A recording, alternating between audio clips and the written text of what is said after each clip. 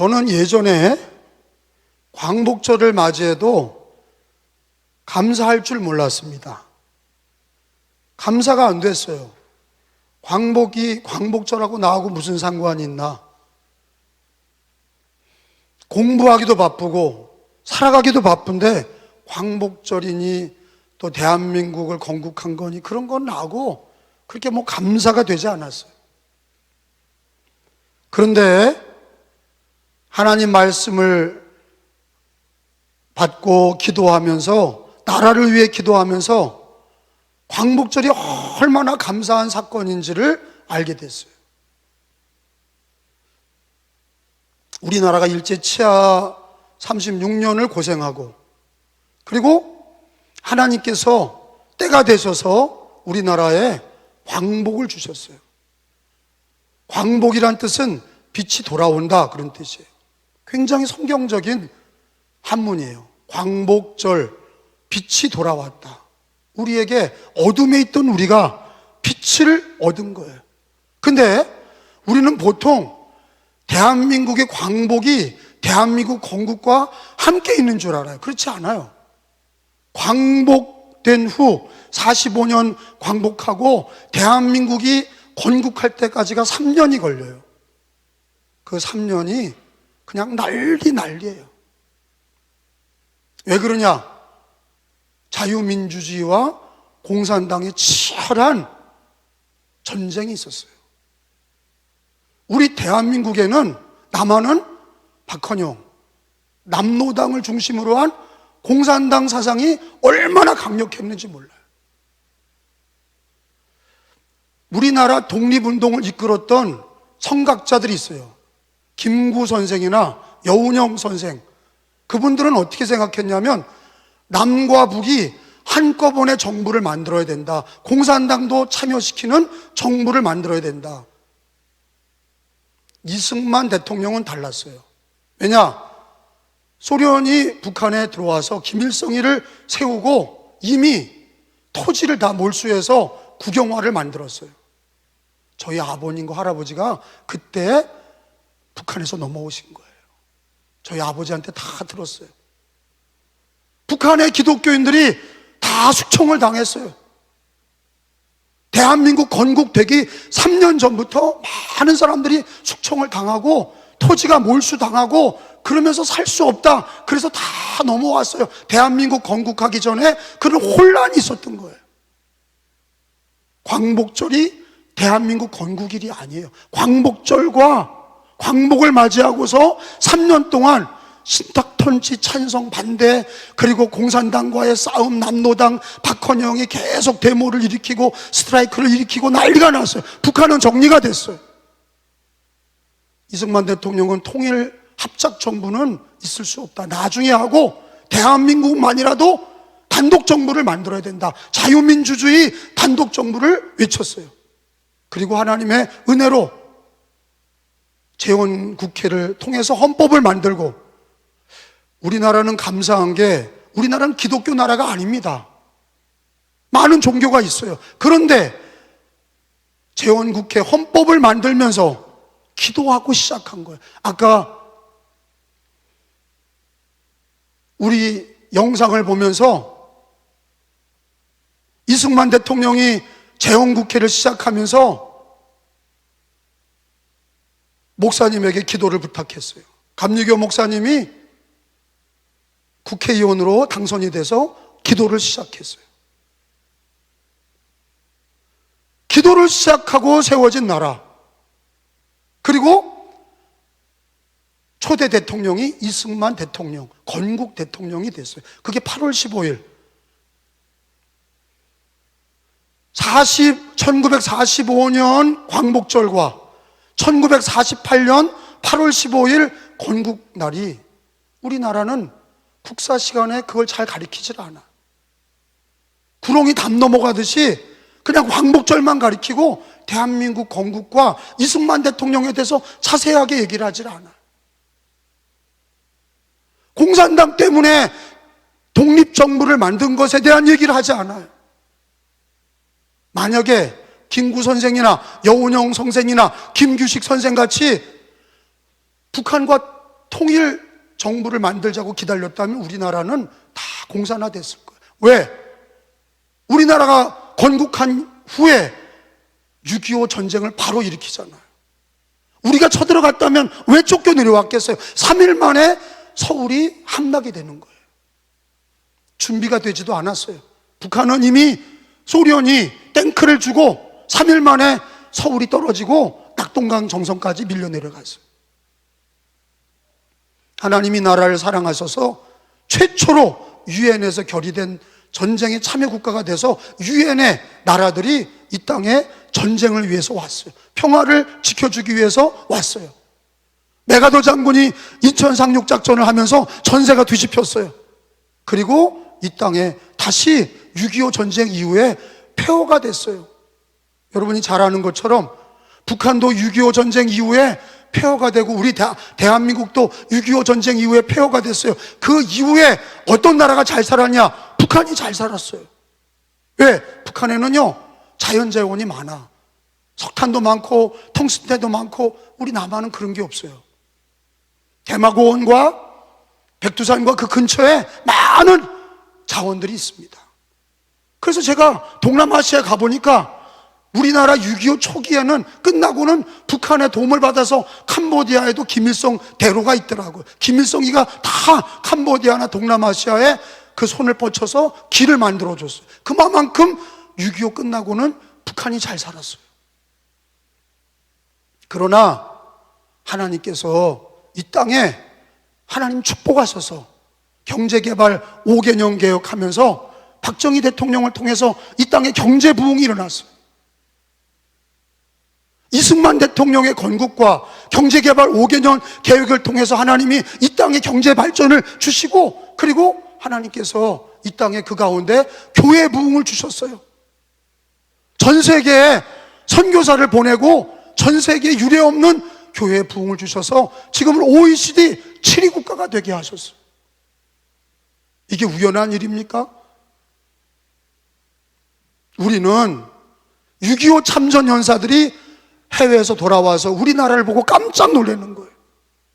어떻게 대한민국이 폐허가 됐다가 어떻게 이렇게 놀라운 기적적인 발전과 부흥이 있고 교회의 부흥이 어떻게 이렇게 일어났냐. 이거는 인간이 잘한 것보다 하나님의 은혜인 줄로 믿습니다. 하나님의 은혜인 줄로 믿습니다.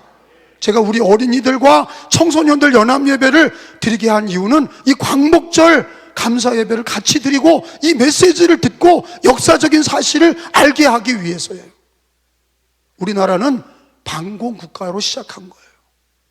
헌법에 우리나라 적은 북한 공산당이에요. 우리는 반공 국가예요. 공산당이 싫어요 하고 자유민주주의로 나라가 되어진 거예요. 제가 목사님들, 장로교 목사님들과 200여 명이 전세기를 빌려서 평양에 갔잖아요. 간 이유는 우리 교회에서 북한에 고아원을 짓고 마이신 공장을 짓는다는 그것으로 헌금을 했어요. 그래서 감시단원으로 갔어요. 그 당시에 오륜교회 김은호 목사님도 가고 나도 가고 막 한 200명이 같이 평양에 갔어요. 목사님들 한 사람 한 사람에게 김일성 대학교 학생들이 저를 감시하고 따라 붙었어요. 그리고 5호 담당제로 그 학생을 또 감시하는 그런 간부가 또 따라 붙었어요. 절대 사진을 찍지 못하게 했어요. 마이신 공장에 갔어요. 마이신 공장은 한 번도 사용하지 않은 걸 그때 돌리기 시작한 거예요. 고아원에 갔어요. 고아원은 다 낡고 아이들은 바짝 마른 애들이 이불을 뒤집어 쓰고 앉아 있어. 헌금한 게 다 다른 곳에 쓰여진 거예요. 그걸 보고 북한 공산당은 끝났구나. 김일성, 김정일 일당 독재로 북한은 광복 이후 북한은 조선인민공화국을 만들어서 공산당이 왜 나쁘냐? 사상은 평등사상으로 좋은 것 같으나 창조주 하나님을 부인하고 구주 예수님을 부인하는데 부인하는 정도가 어느 정도냐? 죽이는 거예요. 그래서 중국의 모태통 중국 공산 대혁명 때 기독교인을 제일 먼저 죽이는 거예요. 지식인과 기독교인. 스탈린의 볼셰비키 혁명, 소련의 공산당 혁명 있을 때 제일 먼저 잡아 죽이는 게, 공산당이 제일 먼저 죽이는 게 기독교인들과 지식인들이에요. 캄보디아에 가보세요. 킬링필드가 왜 생겼어요? 크메르루죽 공산당이 기독교인들과 지식인들을 잡아 죽인 거예요. 북한에도 우리 할아버지 아버지가 그걸 피해서 도망왔어. 그리고 얘기를 다 들었는데 알고 보니까 북한에 김일성이가 들어오면서 모든 토지를 몰수하고 기독교인들을 다 숙청하고 지금은 대놓고 예배드리는 곳이 없어요. 그런데 감사한 건 이 남한에도 공산당이 많았어. 박헌영의 남로당이 있어서 매일 데모하고 싸우고, 그래서 뭐라고 그랬습니까? 김일성이 6.25만 하면 남한에서 박헌영이가 남한 공산당을 일으켜서 금방 통일이 된다고 그랬어. 적화통일. 그런데 오히려 자유민주주의 세력이 더 강해서 박헌영의 남로당이 일어나질 못했죠. 그런 나라였어요. 위태로운 나라였어요. 그러니 광복을 주신 것도 감사하지만 자유민주주의 대한민국 건국이 우리 기독교로서, 이 나라로서 얼마나 기적적인 일이고 얼마나 하나님께 감사할 일입니까? 사람들은요, 막연하게 김구 선생도 공산주의의 심각성을 몰랐어요. 김규식, 여운형 이런 사람들은요, 그냥 공산당이 그렇게 뭐 나쁘냐, 그냥 하나로 만들자, 그랬던 사람들이에요. 근데 이승만 대통령은 그걸 왜 알았냐? 미국에 가서 정치 외교학 박사를 한 거예요. 그러면서 2차 대전 끝나면서 공산당과 자유민주주의의 냉전 시대가 올 거를 미리 안 거예요. 그리고 대한민국의 단독 정부를 수립한 거예요. 저는 대한민국 단독 정부가 수립되지 않았더라면 우리는요, 대한민국은 없어요. 기독교의 부흥도 없어요. 경제 부흥도 없어요. 똑같이 북한처럼 다 같이 가난하고 다 같이 기독교가 없는 나라가 됐을 거예요. 여러분, 하나님께서 광복을 주시고 자유민주주의 대한민국을 주시고 경제 발전을 주시고 이 땅에 기독교의 부흥을 주신 것을 감사하시기를 축원합니다. 여러분, 에베소서 2장 1절로부터 한번 읽어보겠습니다. 우리 기독교는 어떤 신앙입니까? 우리 기독교는 하나님께서, 예수님이 허물과 죄로 죽었던 우리를 살리신 거예요. 1절을 읽습니다. 시작. 그는 허물과 죄로 죽었던 너희를 살리셨도다. 2절. 그때 너희는 그 가운데서 행하여 이 세상 풍조를 따르고 공중의 권세 잡은 자를 따랐으니 곧 지금 불순종의 아들들 가운데 역사하는 영이라. 마귀를, 우리는 예수 믿기 전에 마귀를 따라다니고 죄 짓고 그리고 지옥의 멸망에 처해져 있는 우리들이었어요. 죄의 삭은 사망이고 의인은 없나니 하나도 없어. 우리는 엄마 배에서 나온 사람들은 다 죄인이야. 엄마 배에서 나온 육신을 가지고 하나님 나라 천국에 갈 수 없어요. 그런데 하나님의 은혜로 주 예수를 믿게 하셨어. 주 예수를 믿어서 죄 사함을 받게 하시고 하나님의 자녀가 되게 하셨어. 할렐루야. 성경에 뭐라고 기록되어 있습니까? 그게 하나님의 은혜요, 하나님의 큰 사랑이라고 얘기하고 있어요. 4절에 보세요. 긍휼이 풍성하신 하나님이, 시작. 풍성하신 하나님이 우리를 사랑하신 그 큰 사랑을 인하여, 5절에 헌물로 죽은 우리를 그리스도 예수님과 함께 살리셨고 너희는 은혜로 구원을 받은 것이라. 따라합시다. 은혜로 구원을 받은 것이라.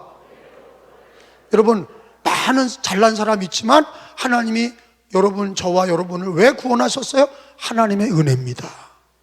하나님의 절대 주권으로 하나님이 저와 여러분을, 예수님을 믿게 하시고 죄 용서하시고 천국을 주시고 하나님의 자녀 삼아 주신 거예요. 그게 성경에 기록이 되어 있는 거예요. 또 이후에 우리가 예수님께서 우리를 마지막 날 일으키셔서 부활의 몸으로 일으키셔서 예수와 함께 하늘에 영원히 앉히신다 그러셨어요. 예수 믿는 사람들은 하나님의 은혜를 받은 거예요. 죄사함의 은혜를 받았어요. 하나님의 자녀가 되게 하소서.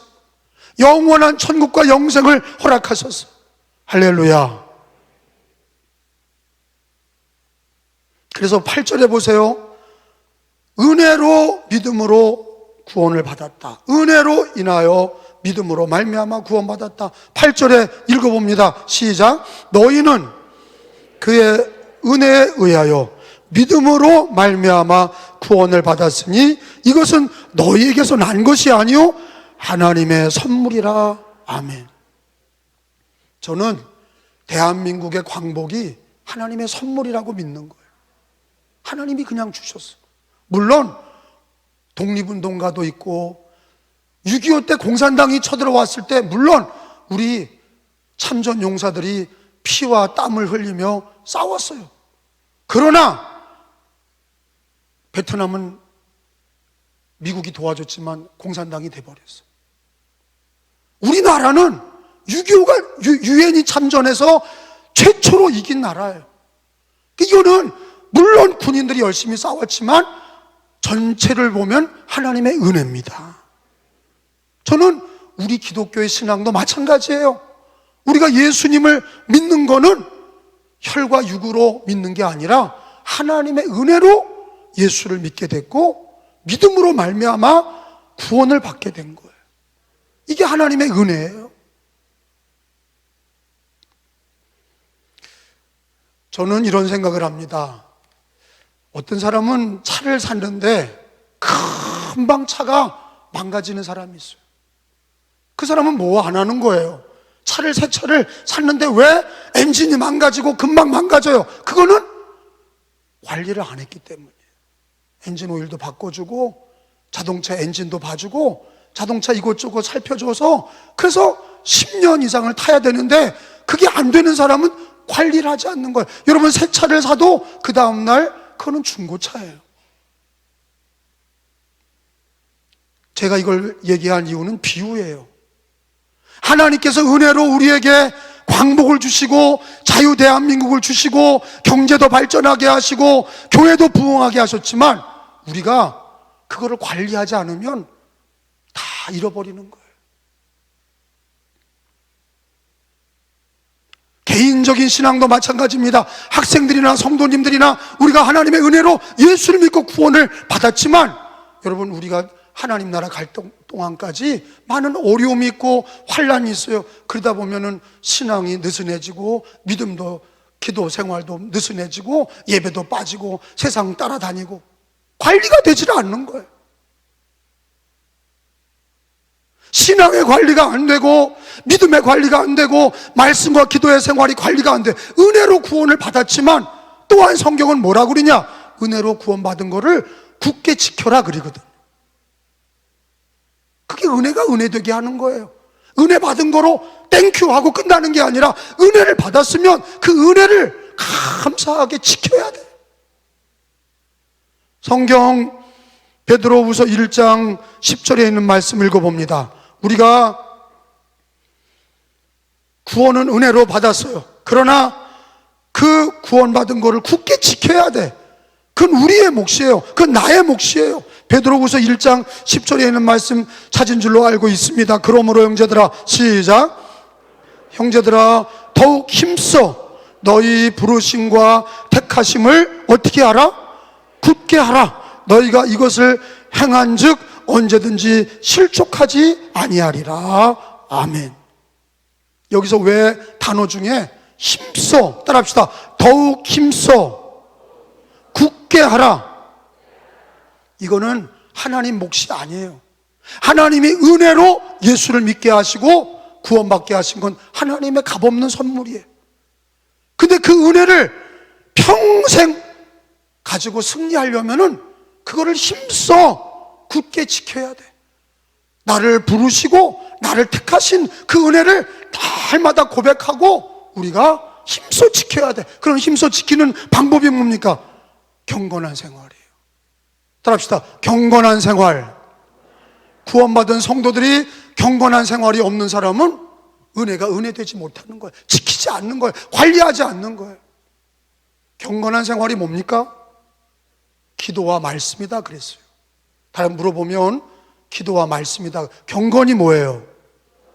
기도와 말씀이에요. 어떤 사람은 교회 와서 성경을 처음 피고 기도해요. 그 사람은 썬데이 크리스찬이에요. 하나님이 원하는 사람은 그런 게 아니에요.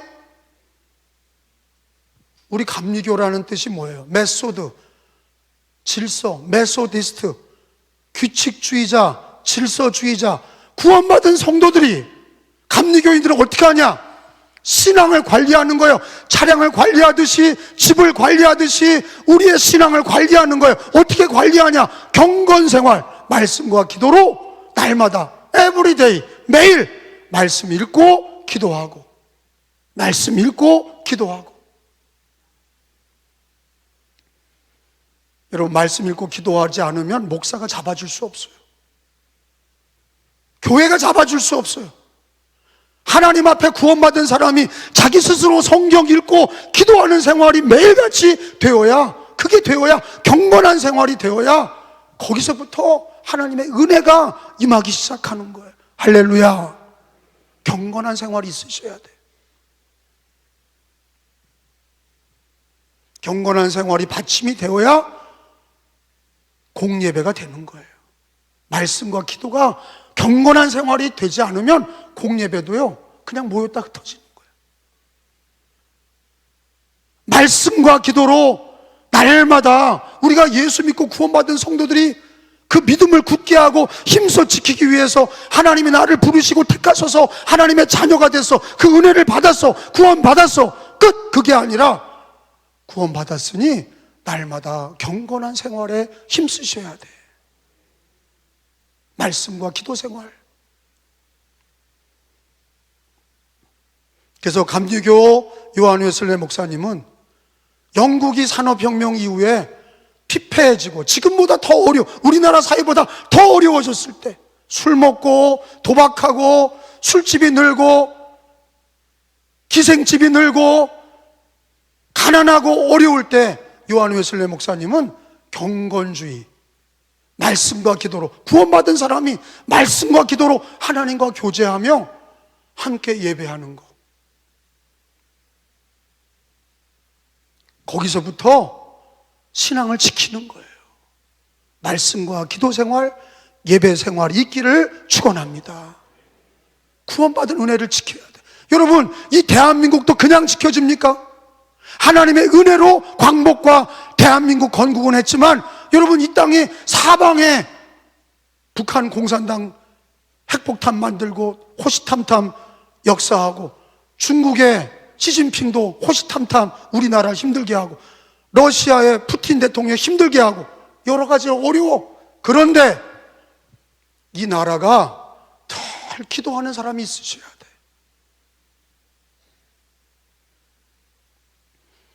여러분, 개인주의로 신앙생활하는 사람 1000명을 모아놔도 아무 소용없어요. 왜?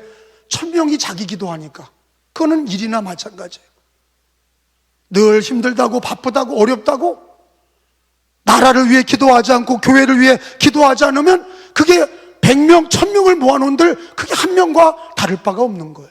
그런데 두세 사람이라도 마음을 같이 해서 같은 스피릿을 가지고 같은 정신을 가지고 구원받은 은혜를 지키기 위해서 주님이 나를 선택하시고 부르신 그 은혜에 감사해서 경건한 생활에 힘쓰고 예배드리기에 힘쓰고 함께 모여 나라와 민족을 위해 기도하고 교회를 위해 기도하면 거기에 성령이 역사하시는 거예요. 거기에 승리가 있는 거예요.